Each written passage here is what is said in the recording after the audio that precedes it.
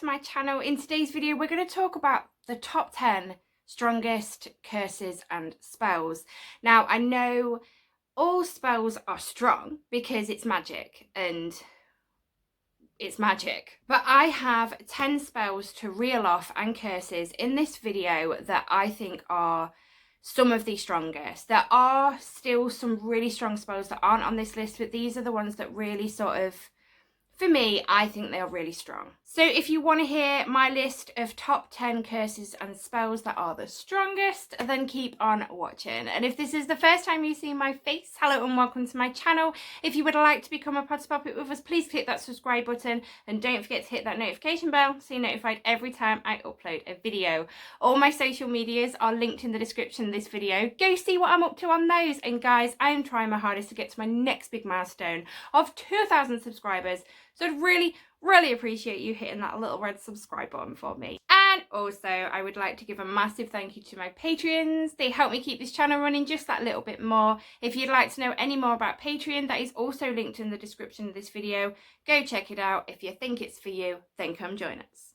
And merch, I have merch. These are not ranked, but they're just top 10 for me, okay? So number one, the first one, number one, Septum Sempra.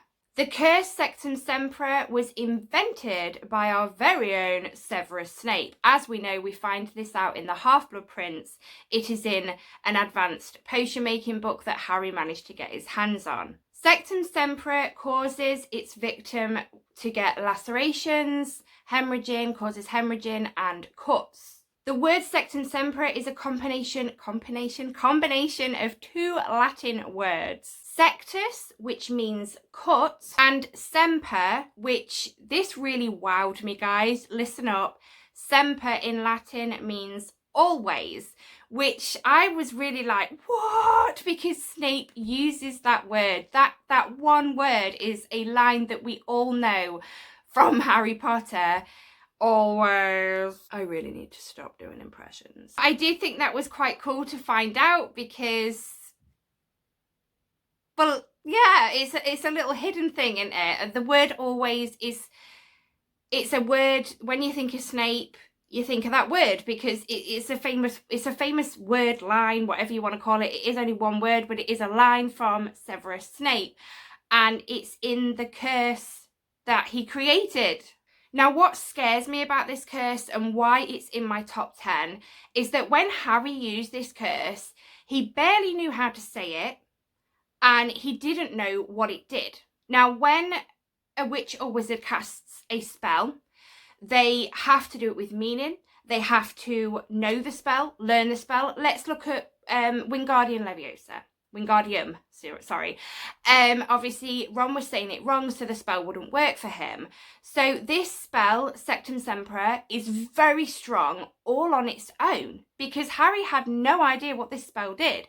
Obviously, we know Harry used this spell on Malfoy in the bathrooms when he followed him in the Half-Blood Prince and used it on him. Obviously, Snape saved the day. It came in with a counter spell to reverse the curse off Malfoy. If he wasn't there, would Malfoy have died?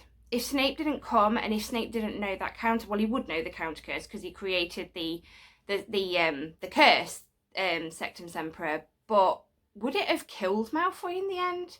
So could it be worse than the killing curse? Because the killing curse is instant, whereas this causes lacerations, hemorrhaging and cuts, so it's a slow death. I'm pretty sure you die from this because Malfoy was bleeding out quite bad on that bathroom floor. Number 2 on my list is the Cruciatus Curse, also known as the Torture Curse. It is known as one of the 3 most unforgivable curses and is one of the most known sinister spells to be used. Using this spell or curse causes the victim to feel excruciating pain that they have not even felt before. Crucio is Latin and it means pain and torture. Now, in the Goblet of Fire, we saw the effects of the Cruciatus Curse when Voldemort cast this spell onto Harry. Harry looked in excruciating pain on that graveyard floor. Graveyard, what is wrong with me today? Graveyard floor. Yeah, we saw the effects there. We know the effects that the Cruciatus Curse gave Neville's parents. Obviously, Bellatrix used the Cruciatus Curse on Neville's parents, and although it didn't kill them, they ended up insane and inside a hospital. It's dangerous to use that spell or curse, but it's a very strong one. If it's making people go insane, making you feel excruciating pain that you've never felt before, that is a very, very strong spell. Number 3, the Imperious Curse, another one of the 3 unforgivable curses. The Imperious Curse, basically the caster gains control of the victim when casting this curse. This is also one of the most sinister spells that can be used. If this spell is cast poorly, the victim could have long-term damage to their mind. That is dangerous, and yeah, that's not nice to think about. So not only is this spell strong enough to control somebody's mind, control them physically, it's also dangerous because it could completely damage somebody's mind. We know how hard it is in life to persuade somebody. You know, you remember when you're young and you're trying to persuade your mum and dad that you want another sweetie and they say no, and you're trying to persuade them, you do the puppy eyes, you know, because you're a kid and you have them puppy eyes and the cute faces, and it doesn't work. People's minds aren't easy to persuade. Some people are very easily manipulated, but that, you know, a good percentage of people you can't. And you can't, you know, when it comes to dangerous things, like you can't say to somebody, go jump off that cliff or something like that, because they'll be like, well, no, because that'll either really hurt me or I'm going to die. But this curse gains the caster to be able to control a victim like that. That is a very, very, very strong curse. Number 4, Varicadavra. This is obviously the last of the 3 unforgivable curses. It's probably one of the strongest spells out there, and probably one of the worst, because obviously when casting that, it instantly kills the victim. Saying that though, I think, like I said, Septum Sempra is bad, because I do think death would be at the end of that if not treated well. So it's a slow and painful death, because we saw Malfoy, it didn't look very nice. Whereas a Varicadavra, you probably wouldn't feel it. So although it's a very bad curse, I think Septum Sempra is actually worse, to be fair. The only known counterspell for Avada Kedavra is Sacrificial Protection. Now, we know this works because we saw the effects of this, because that's why Harry has the name The Boy Who Lived. Lily sacrificed herself, obviously. Voldemort killed her, but she protected Harry with her love. Before Voldemort entered that room, she was telling Harry over and over again how much she loves him. You know, really, she protected him with her love. So we know that works because Harry lived. Avada Kedavra comes from the word abracadabra, which might not be news to some people because it would have crossed people's minds anyway, because it obviously is similar and rhymes. But years and years and years and years and years ago, abracadabra was actually believed to have healing powers. That word was believed to have healing powers.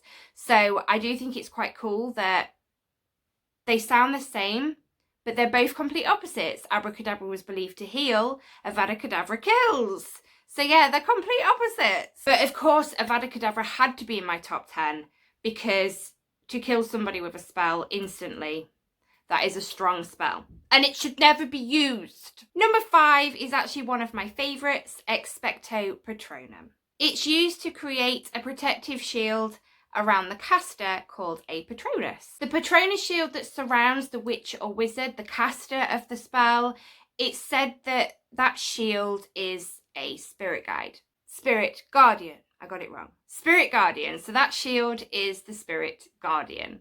Now, this spell is very strong. It's not an easy spell to cast. It's actually quite difficult, and a lot of witches and wizards have never cast that spell in their lifetime. So not only is this an incredibly strong spell, that strong it is difficult to cast, it also requires a very strong witch or wizard to be able to cast the spell. And it's the only known defense against Dementors. Okay, number 6, we do see this spell quite a lot, but it is strong. Expelliarmus, a disarming spell. Now this spell is an instant way to disarm an opponent, or an easy way to knock something out of the victim's hand. Expelliarmus is combined from two Latin words, expellere, which means to drive away, and armor, which means weaponry or arms. Now, this spell is very strong because you are able to weaken a threat without causing damage to the threat.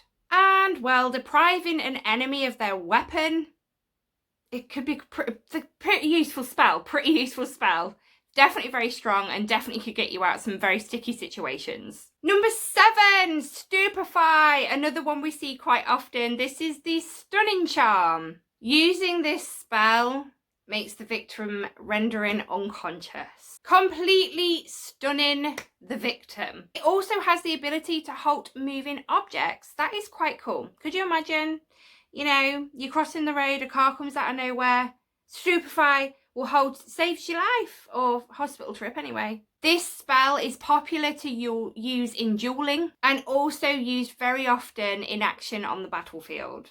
So this spell is an amazing defensive spell, but only if you're quick enough. But it's quite a strong spell in my eyes to be able to knock somebody out unconscious with just one flick of the wand, or halt a moving object. I mean, I don't know if there's a limit of the size of the object, but I'm pretty sure it'd be able to stop a car or probably a lorry. Now, in research, I know that big things like dragons, it would take a lot of people to use Stupify to control a dragon, or to, you know, to knock it back a bit. But dragons are big and fierce and very powerful. But that spell is very, very powerful. You know, you're going to come across witches and wizards more than dragons. So that spell would definitely, it would help, another one to help you get out of sticky situations, really.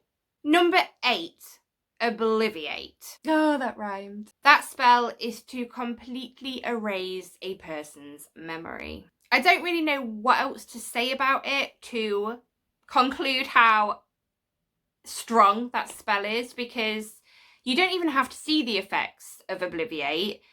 Just by hearing what it does, you know that's a strong spell. To be able to erase somebody's memories from their brain, that's very strong. And it's also very dangerous in my eyes, very dangerous. But we do see the effects of this spell. We hear a lot about it throughout the Harry Potter series. And in Fantastic Beasts. But yeah, it's a very, very strong spell, and it had to be in my top 10. Pietotum Locomota is my number 9. I love saying that spell. I love that scene with that spell with McGonagall. Oh my gosh, it gives me goosebumps every time. It is a spell to bring inanimate objects to life. You cannot get stronger than that. To bring something that does not have a heart or a brain, to be able to bring it to life. So yes, we see this spell in effect at the Battle of the Hogwarts, Deathly Hallows Part 2, when McGonagall uses it on the Hogwarts statues. She tells them to defend the school, defend the children, defend the teachers.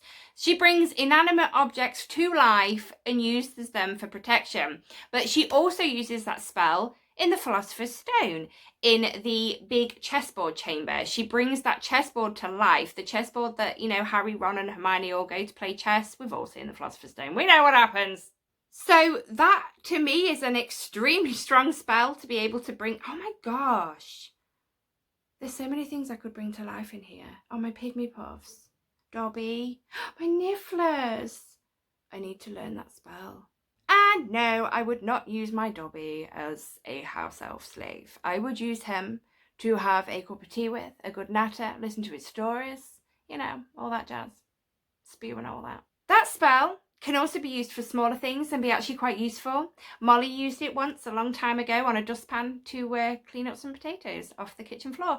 So it's very useful to use. So it's a very useful spell to learn, but it's also very strong to bring an inanimate object to life. I know I've said that a few times now, but it amazes me that there is a spell that can do that. So yeah, that was definitely in the top 10. And the last one, guys, number 10, the Confundus Charm. It is a charm that causes confusion into a bewitched object or a person. So it can be used on people and inanimate objects, but the inanimate object has to be bewitched. So, for instance, we know that... I'm going to put my leg out. I can't cross it anymore. Oh, that hurts. when we look at the burrow, we've got with that armchair, we've got Molly Weasley's knitting needles knitting away on their own. So they are a bewitched object. So you could use the Confundus Charm to confuse the needles into doing something else. Now there are varying degrees of confusion when using this spell, from simply tricking a person or bewitched item about a specific incident, all the way to being able to confuse a person into putting their life in extreme danger. I mean, think about it. You could make somebody's best friend become their enemy, just like that. You could endanger somebody's life on a broom. Or you could trick your teacher into believing that the blackboard was already clean and she'd not yet written any work on it whatsoever. I wish I'd learnt that spell when I was at school. This spell definitely proves to be a very strong one, and also useful if I'd known that spell when I was at school. Basically, there was a teacher. She couldn't stand me. It was my English teacher. For some reason, she didn't like me. What's that to like? But for some reason, the woman didn't like me. And I really thought this one day I was waiting to go into my English lesson, and I thought, I'm going to cheer her up. I'm going to go in there and I'm going to tidy her desk. I'm going to clean oh, it's a whiteboard, not a blackboard. So clean the whiteboard. Everything's ready for her to do the work. So I went in and I did that. And then I went back outside and stood in the queue. Then I was let into the classroom, sat down. Who's wiped today's work off the board? It was me, miss. Let's just say she hated me more than ever, so lesson learned, stop trying. I mean, at the end of the day, not everybody can like you, teacher or not. Anyway, back to the spells. They were my top 10 strongest spells / curses in the wizarding world. What do you think to my list? Can you add to the list? Like I said, I know there's more really strong spells. Accio, that's a very strong spell. Being able to bring an inanimate object to you, or a person. Would it work on a person? I'm sure. I'm assuming it would. So yeah, Accio's really strong. Alohomora to be able to unlock it. They're all really strong, but these ones just really like, especially the unforgivable curses. I mean, come on. But yeah, that was my list, guys. What did you think? Let me know in the comments. You know I love it when you talk to me, because I love having our little chats in the comments. And definitely put some spells in the comments too that weren't on my list or what I haven't said in this video. Because yeah, I love having a chat with you all. You know I do, because I love you all. But yeah, I'm going to go now, guys. Have a lovely day, whatever it is you're doing. And I'll speak to you all in my next video. Bye, Pods Poppets.